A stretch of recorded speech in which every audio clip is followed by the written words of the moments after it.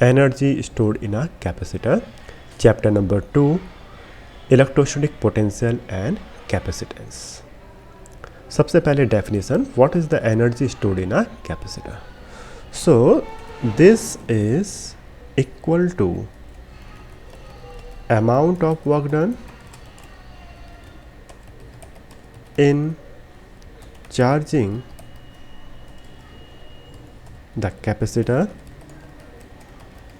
by Q charge. Right? It means अगर हमें energy stored in a capacitor निकालना है तो इसके लिए हम क्या करेंगे, amount of work done calculate करेंगे. And what will be the amount of work done in charging the capacitor by Q charge. हमारे पास एक कैपेसिटर है. With the help of potential difference V the capacitor will be charged. और charge किस तरीके से होगा, 0 to Q. ठीक है, 0 to Q. This is the range.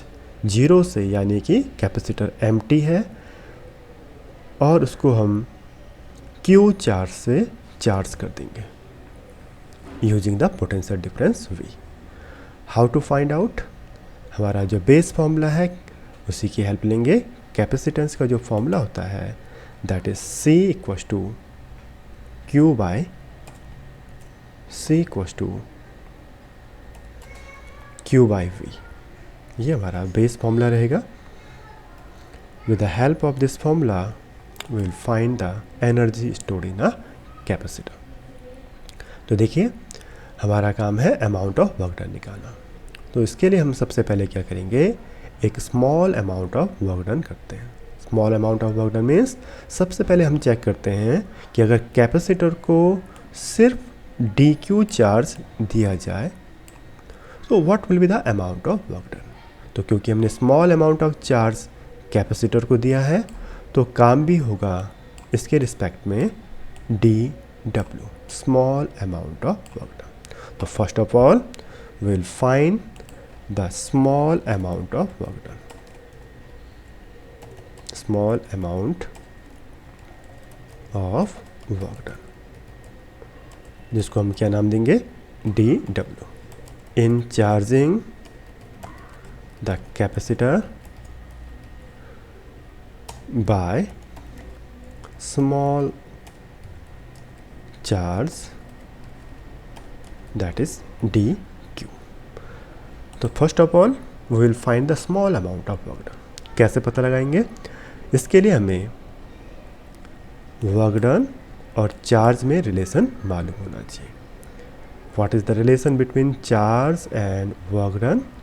देखिए हमने प्रीवियस चैप्टर में सीखा था कि relation between work done and charge, आप इस तरीके से आप ध्यान रखिए. हमारे पास एक पोटेंशियल डिफरेंस का फॉर्मूला है. पोटेंशियल डिफरेंस इक्वल टू होता है work done upon charge. Right, this is the formula for potential difference. Using this formula we will get work done equal to होता है पोटेंशियल इनटू चार्ज. राइट, हमारे case में अभी हमें क्या करना है, small amount of work done निकालना है. Right, and charge is dq. So in place of w, dw, small amount of work done, potential difference is given V and charge is dq. First of all we are finding the small amount of work done. Right, dw equals to V into dq. एक बार हमें small amount of work done मिल जाए तो हम इसका integrate करके total amount of work done calculate कर सकते हैं. नाउ बिफोर इंटीग्रेटिंग हम क्या करने वाले हैं, यहाँ V की वैल्यू यहाँ से पुटअप कर लेते हैं. देखिए हमारा बेस फॉर्मूला था C equals to Q by V. तो इन प्लेस ऑफ V अगर आप यहाँ से देखोगे इस फॉर्मूले को तो V इक्वल्स टू हो जाएगा आपके पास, देखिए क्या बनने वाला है आपके पास फॉर्मूला, V इक्वल्स टू हो जाएगा Q by C. In place of V, we will write Q upon C. multiplied by dq. And this is our small amount of work done. But the main question is total amount of work done in charging the capacitor by Q charge is called energy stored in a capacitor. So how to find out? By integrating. अब हम लिखेंगे so total amount of work done.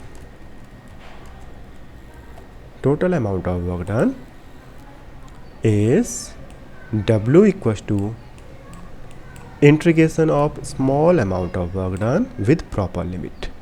हम ये छोटा सा जो work done हमने calculate किया है इसका इंटीग्रेट कर लेते हैं with limit. And the limit of integration is हमें कहाँ से कहाँ तक चार्ज करना है, 0 से लेकर Q तक, 0 to Q. Now we will put the value of dW, integration 0 to Q, and the value of dW is Q by C dQ, Q by C into dQ. Right? Now how to integrate? Constant will be outside. Here हमें यहाँ पर Q का integration करना है Q के respect में. तो C is constant, 1 by C is outside, and now we have to integrate only Q with respect to dQ. Right? Now using this formula, अगर आपको ये formula ध्यान है तो इसका यूज़ करिए. What is that?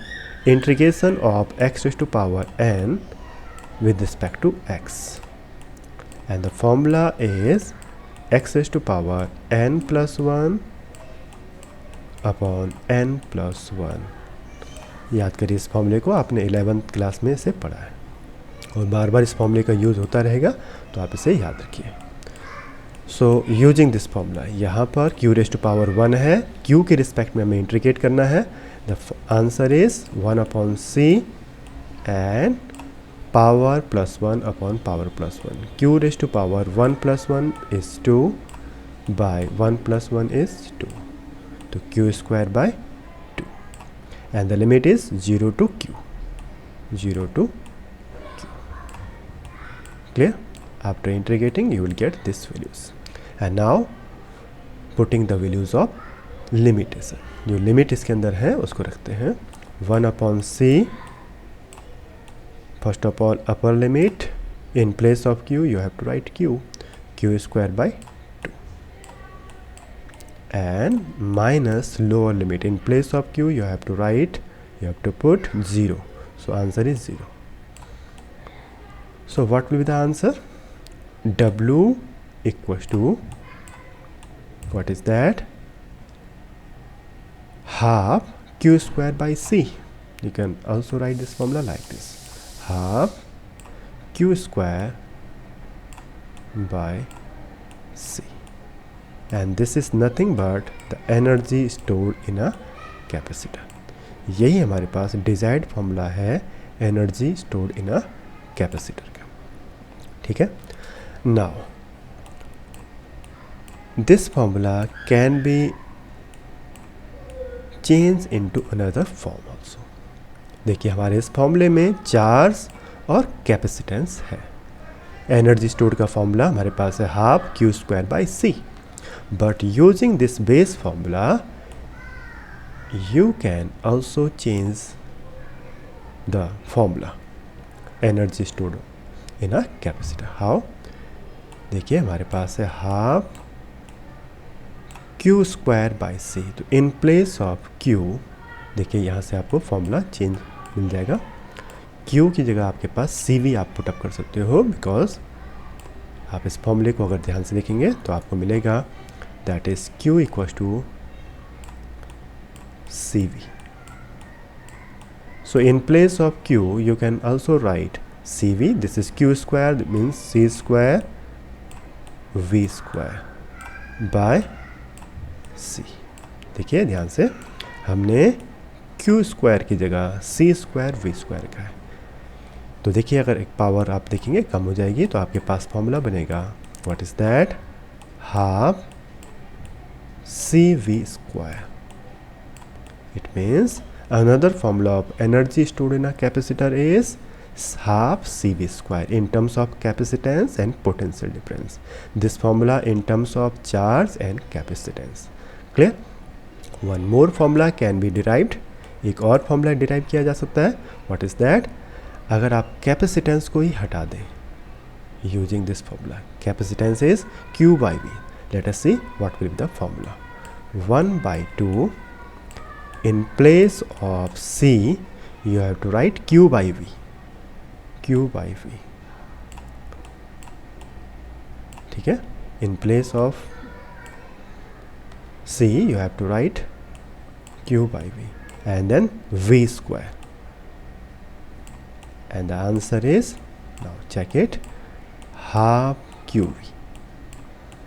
Half QV.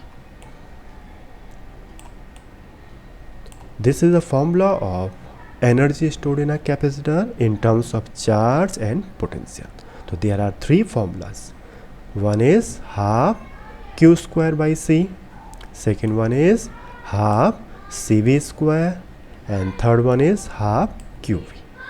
Remember these formulas as per numerical. ये numerical के according values आपने put up करनी है कि कौन सा formula आप use करोगे.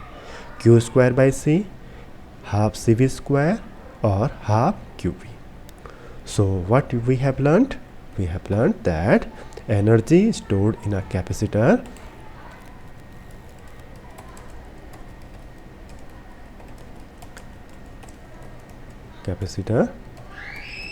there are three formulas. One is U equals to half Q square by C. Second one, in terms of capacitance and potential, that is half CV square. And one more formula is there in terms of charge and potential. What is that? Half QV. This is the expression for energy stored in a capacitor. That's all for today. Keep learning.